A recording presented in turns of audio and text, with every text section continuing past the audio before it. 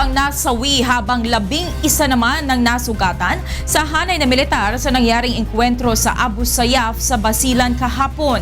Ito ang balita ni Dante Amento.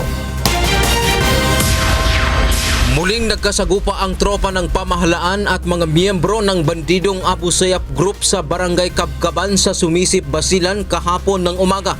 Ayon kay Western Mindanao Command spokesperson Captain Joan Petinglay, nagpapatrolya ang 4th Special Forces Battalion nang mangyari ang engkwentro. 8 ang nasawi at 11 ang sugatan sa panig ng AFP.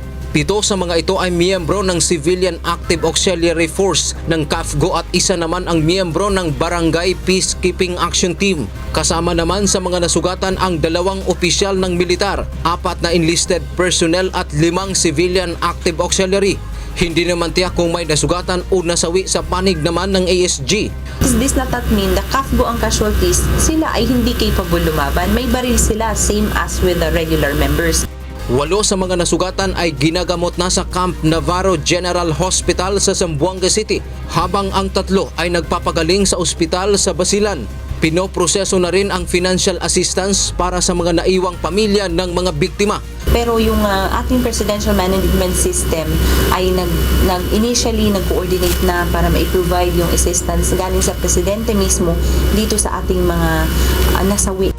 Patuloy na ang pursuit operations ng AFP sa lugar.